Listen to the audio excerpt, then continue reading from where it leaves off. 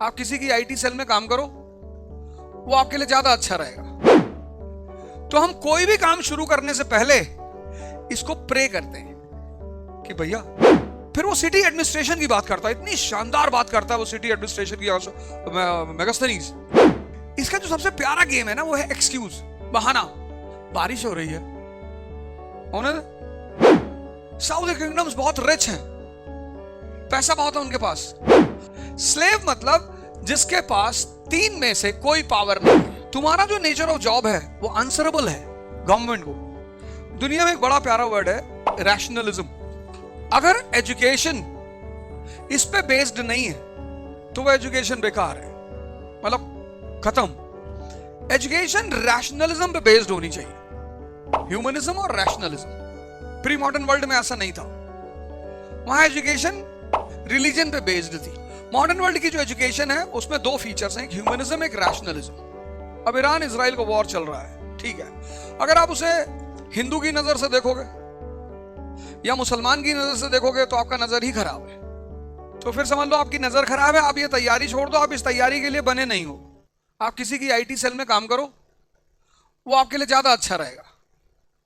क्योंकि जिस फील्ड में आप जाना चाहते हो, अगर उसका माइंडसेट आपका नहीं है तो आप पहुंचोगे नहीं, ये कंफर्म है। जिस भी फील्ड में आप जाना चाहते हो, अगर आप उस फील्ड के माइंडसेट के नहीं हो तो आप नहीं पहुंचोगे। नीम का जो बीज है ना, उससे नीम ही निकलेगा। तो आप देखो कि आपके अंदर कौन से एलिमेंट्स हैं। रैशनलिज्म का मतलब ये होता है कि साइंटिफिक एविडेंस पे किसी चीज को जानना। मतलब हम अगर किसी चीज को जानते हैं तो साइंटिफिक एविडेंसेस पे किसी चीज को जानना। अब महाराष्ट्र में सबसे ज्यादा जो पूजा होती है वो गणेश भगवान की होती है। उसकी वजह यह है, साइंटिफिक वजह यह है, इस प्रदेश का जो आदमी है महाराष्ट्र का, उसको दो तरफ देखना होता है, एक नॉर्थ एक साउथ। नॉर्थ का आदमी साउथ जाने के चक्कर में हमेशा वहां मसाले, और साउथ का आदमी नॉर्थ जाने के चक्कर में अपना मसाला बेचने के चक्कर में। और महाराष्ट्र के आदमी को दोनों से पैसा लेना है, तो दोनों से लड़ने के लिए सजग होना पड़ेगा ना, जागरूक होना पड़ेगा, दिमाग स्ट्रांग होना पड़ेगा। तो गन का मतलब होता है सेंसेस, और ईश का मतलब होता है गॉड। गण ईश, सेंसेस का गॉड यानी मन, माइंड। तो हम कोई भी काम शुरू करने से पहले इसको प्रे करते हैं कि भैया ऑब्स्टिकल मत लगाना, क्योंकि ऑब्स्टिकल खड़ा करना इसके बाएं हाथ का खेल है। ऐसे आज सुबह मैं योगा की क्लास ले रहा था तो वीडियो नहीं आ रही थी। अरे मैंने कोई बात नहीं, क्लास चलेगी। आवाज आ रही, लोगों ने कहा आ रही। मैंने कहा फिर आवाज सुन के करो। 1970 में लोग कमेंट्री सुन के क्रिकेट का मजा लेते थे, तब थोड़ी दिखाई पड़ता था। अब वहां मेरे पास एक्सक्यूज बनाने का बड़ा तगड़ा ग्राउंड था कि भैया टेक्निकल प्रॉब्लम में वीडियो नहीं चल रही है।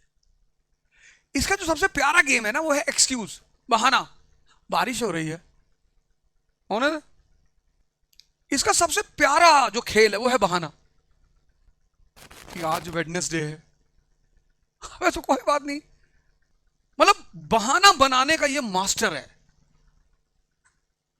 और भाई साहब ऐसे ऐसे बहाने बना देगा ना कि आपको ताली बजानी पड़ेगी कि वाह अच्छा खेलते हो। ये है गणेश जी की महिमा। तो जब हम हिस्ट्री पढ़ेंगे तो इस अप्रोच पे पढ़ेंगे, मतलब हम एविडेंसेस पे पढ़ेंगे। कितने एविडेंस हैं हिस्ट्री में? 3 एविडेंसेस हैं। पहला आर्कियोलॉजिकल, आर्कियोलॉजिकल कॉइन्स मिले हैं, स्क्रिप्चर्स नहीं, कॉइन्स हैं, पॉटरी है।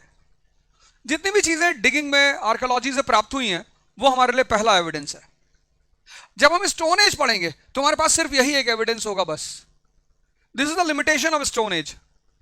उसमें सिर्फ एक ही एविडेंस पे हिस्ट्री नहीं बनती है, वो है archaeological evidence, stone tools and implements. दूसरा एविडेंस है literature.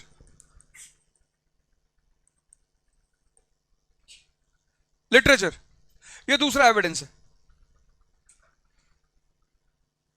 Religious literature, then secular literature, Abhijnana Shakuntalam by Kalidasa, वो पूरा लिटरेचर, सूत्र लिटरेचर, स्मृति लिटरेचर, देन महाकाव्यास, Ramayana Mahabharata, etcetera etcetera.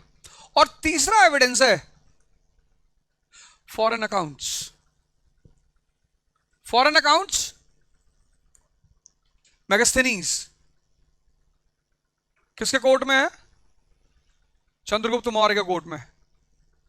Ambassador है सेल्यूकस निकेटर का, मेगास्थनीज। उसके अकाउंट्स हैं, उसकी बुक है इंडिका, उसमें हिंदुस्तान के बड़े सारे रेफरेंसेस दिए हुए हैं। कहता है हिंदुस्तान में 7 तरह के सोशल स्ट्रक्चर में 7 डिवीजन है। जैसे वैसे तो 4 डिवीजन है, वर्ना सिस्टम 4, पर वो कहता है कि हिंदुस्तान के सोशल स्ट्रक्चर में 7 डिवीजन है। अब उन 7 चीजों को निकालना पड़ता है कि यार क्या क्या देखा होगा उसने। उसने कहा सबसे टॉप मोस्ट जो है वो फिलोसोफर्स है। तो ज्ञानी आदमी की हर जगह इज्जत होती है। फिर वो सिटी एडमिनिस्ट्रेशन की बात करता है, इतनी शानदार बात करता है वो सिटी एडमिनिस्ट्रेशन की। मेगास्थनीज, मैं बताऊंगा, उसको पढ़ाऊंगा कि सिटी एडमिनिस्ट्रेशन के बारे में क्या कहता है वो, बहुत शानदार। आज भारत को उस तरह का एडमिनिस्ट्रेशन, हालांकि हम करते भी उसी पैटर्न पे। कहता पीडब्ल्यूडी डिपार्टमेंट है, उसका एक ऑफिसर है एग्रोनोमोई, जिसका काम है सिर्फ रोड बनाना, और रोड मेजरमेंट की जो यूनिट है स्टेडिया। कहता साउथ में किंगडम है पांड्या, वहां पे औरतें शासन करती हैं, मैट्रिलिनियल सोसाइटी है। साउथ किंगडम्स बहुत रिच हैं, पैसा बहुत है उनके पास, और न जाने क्या क्या इंफॉर्मेशन देता मेगास्थनीज। मेगास्थनीज एक बहुत बड़ी बात कहता है इंडियन सोशल स्ट्रक्चर के बारे में। कहता है इंडियन सोशल स्ट्रक्चर में स्लेव्स नहीं है, क्योंकि जिस तरह का स्लेव पश्चिम में होते हैं वो स्लेव हमारे यहां नहीं होते।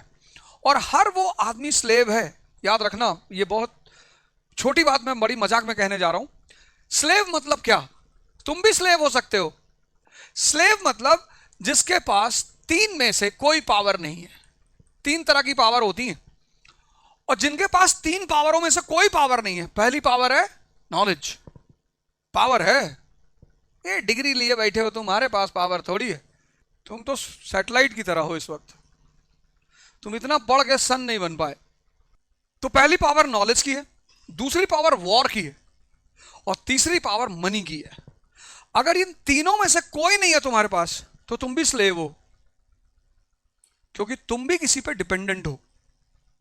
तो इन सारी चीज, फॉरेन अकाउंट्स में मेगास्थनीज इंपॉर्टेंट है एंशिएंट में, फिर फाइहान बहुत इंपॉर्टेंट है, फिर हुएनसांग बहुत इंपॉर्टेंट है। हुएनसांग तो बहुत इंपॉर्टेंट है, पूरा फ्यूडल स्ट्रक्चर को वो बताता है। मेगास्थनीज और ह्यूएनसांग, मेगास्थनीज तुम्हें कहानी सुनाएगा अर्बन लाइफ की, शहरों के बारे में बताएगा, क्योंकि मौर्यन एम्पायर का टाइम है और अर्बनाइजेशन का टाइम है, और वो शहरों में घूम रहा है। मुंबई, पुणे, दिल्ली, लखनऊ, चारों तरफ शहरों की चमक दमक है, तो शहरों की बातें कर रहा है। लेकिन ह्यूएनसांग के टाइम पे अर्बन सेंटर्स डिक्लाइन कर रहे हैं। कहता पाटलिपुत्रा एक गांव बन चुका है, अर्बन लाइफ इज ओवर। तो हम जब भी पढ़ेंगे इन 3 अकाउंट्स को लेके पढ़ेंगे।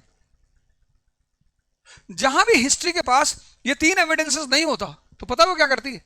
वो लिखती है इट सीम्स, ऐसा लगता है। तुम्हारा जो नेचर ऑफ जॉब है वो आंसरेबल है गवर्नमेंट को। तुम कुछ भी काम करोगे तुम्हें सरकार को जवाब देना पड़ेगा, तो तुम बिना एविडेंस के कोई काम नहीं कर सकते।